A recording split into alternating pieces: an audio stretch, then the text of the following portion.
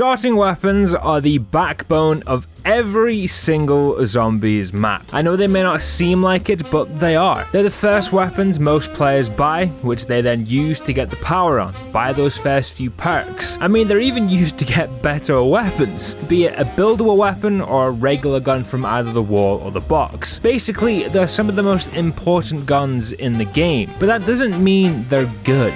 So today, I'm going to try and get to round 50 with every single starting gun on every single zombies game. Now the rules for this are very simple. There are 3 guns that are allowed on each game, being the starting pistol and the 2 guns in the spawn room. So for instance, World at War will be the 1911, the Gewehr and the Kar98. BO1 will be the 1911, the M14 and the Olympia. Now it does get a little tricky around BO4 and Cold War, but I'll explain that when we get there. Starting us off, we have World at War, and the map of choice is, as usual, Der Riese. I'm not gonna lie as well, this video originally started off as a 1911 only challenge, until I realized that was a stupid idea and switched it to this. Which is also why I didn't buy either of the starting guns until round 3. The first weapon we did buy was the Gewehr, which in my opinion is one of the best starting guns of all time. Truly a classic, and it's pretty good in this game too. I stay in the spawn room for a few rounds, maybe a few too many rounds as I grind out points. And just before I leave spawn at the beginning of round 5, I also pick myself up the Kar98K. Which yes, does mean no bootleg Mustang and Sally for us this time around. As I said just a moment ago, I left spawn a little late. In most games this isn't an issue, but this is World at War, and World at War is by far and above the hardest zombies. This mainly comes down to the quality of the game, but also the fact that from round 5 and onwards,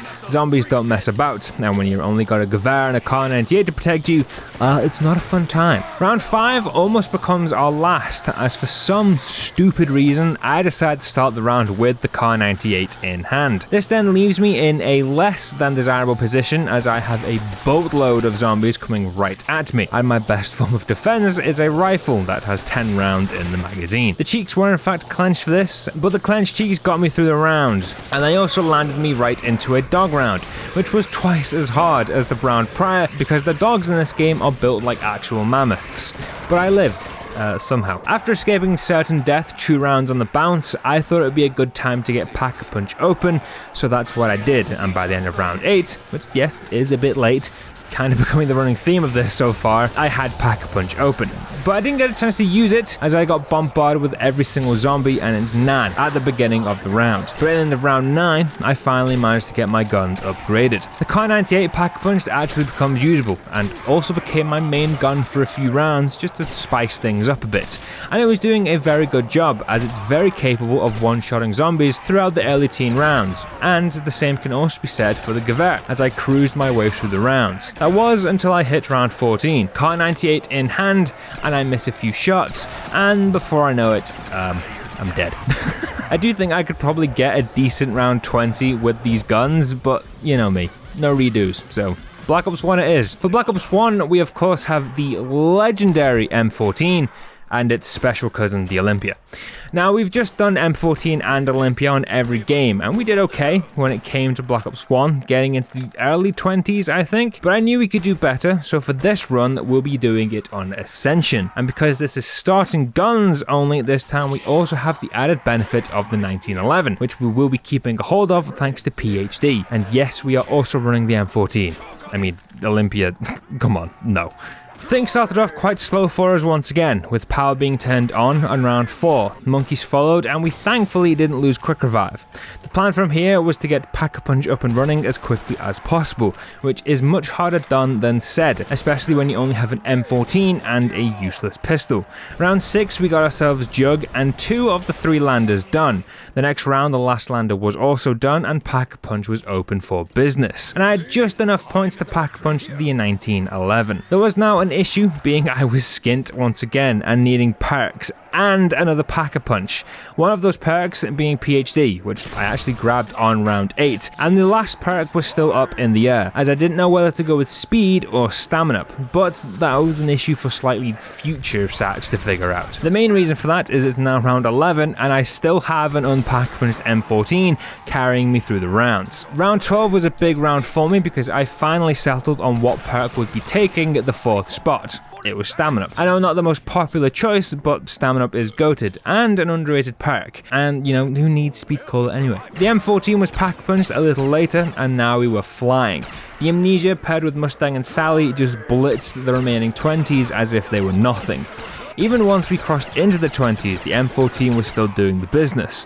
The monkey rounds, however, were becoming a little bit of a problem. Round 23, the monkeys are here, and they're going for after my Jug and Quick Revive, which they thankfully didn't nab. The issue was the amount of damage it was already taking to take them down. Mustang and Sally was my go-to gun for these rounds, and it was beginning to take 4 or 5 shots just to take down one monkey, which may not sound like a lot, but when you factor in the amount of rounds the pistol has and the round we were currently on, yeah, it's a few too many. The guns did their job well enough throughout the 20s, but as I closed in on the 30s, things began to shift in the other direction. Mustang and Sally were still doing a good enough job for now, but the M14 was struggling. Not only was the damage beginning to fall off, the ammo consumption was like a fat guy at an all-you-can-eat buffet. 1 minute all my bullets were there, the next they were gone. This prompted me to change my training strategy, so I headed to Spawn. I'm sure you've all seen the strat of training around the lander in Spawn. Well, that's what I was now doing. Ammo was no longer an issue, but training was much harder. You know, this isn't Black Ops 3, you know? If I make a mistake here, well, I'm dead. Luckily, mistakes were far and few in between as I made my way through the 30s, but each passing round was beginning to become a slogfest, just slowly churning out the rounds,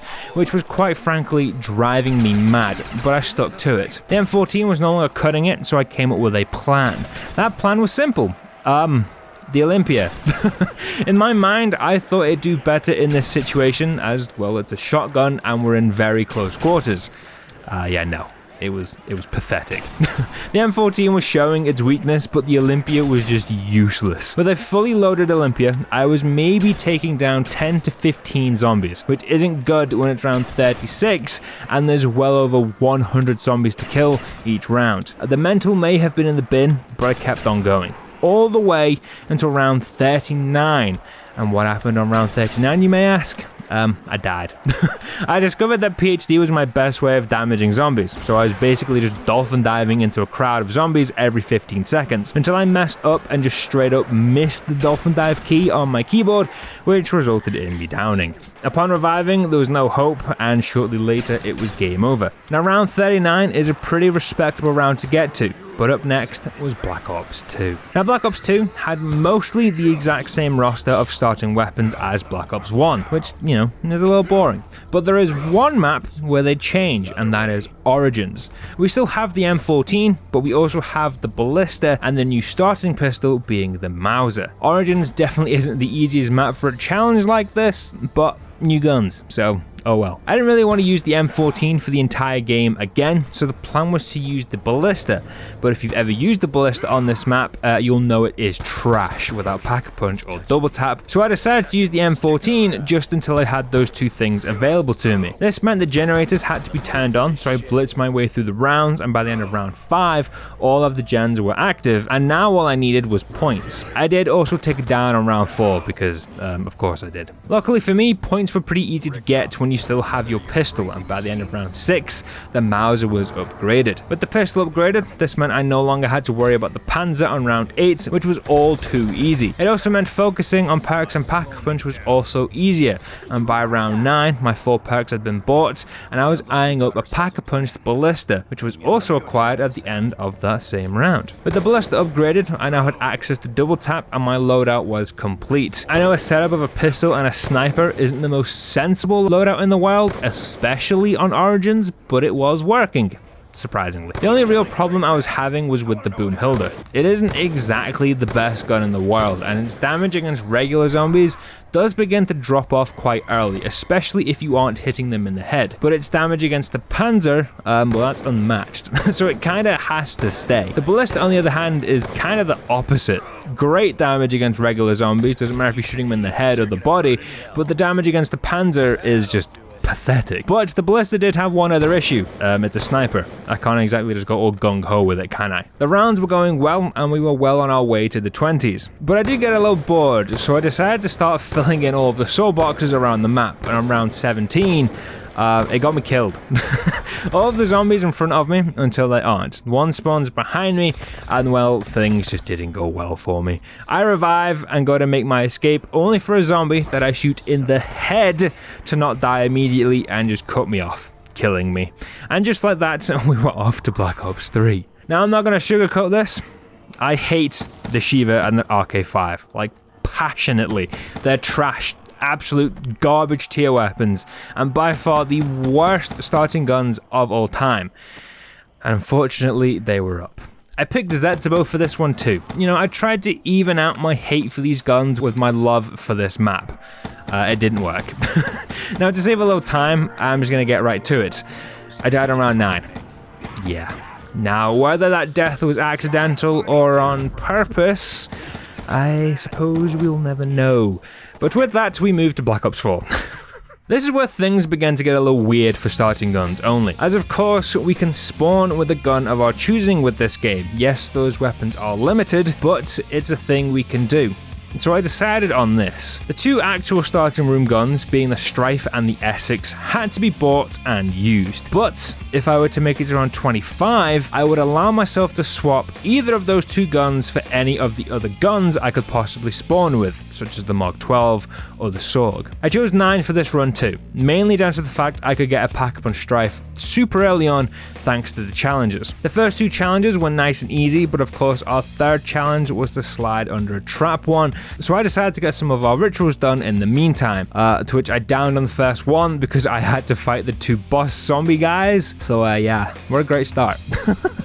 I took out the ritual zombies at Ra and also Danu and got the perks bought. On round 5, I finally made it to the trap, got it done, and the Pack-a-Punch pistol was mine. With the upgraded Strife in hand, I got the other rituals done, and Pack-a-Punch was open on round 8. The goal now is to get the Strife fully upgraded, which didn't take me as long as I thought it would, with it being done on round 12. I also then decided to Pack-a-Punch the Essex, even though I had no intentions of ever using it. I don't really like training in the arena due to the fire, but considering where our war buys are, I opted to train there for once. It worked pretty well too, as I breezed my way through the rounds. I mean, I knew I could with the Strife, as it is one of the best guns in the game. Zombies didn't stand a chance, and I was just cruising through the rounds. The first real challenge was on round 15 when the Blightfather spawned, and even then, the Strife took care of it like it was nothing. Another 10 rounds went by in no time, and thanks to the challenges, I also had Zomshell. But things can't just go well for me, can they? And on round 27, I did something pretty dumb. So yeah, I'm just gonna let the clip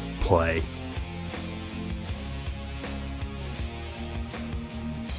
I genuinely didn't even know you could go down there, and I had no idea that would happen to me. So yeah, that's the end of that one.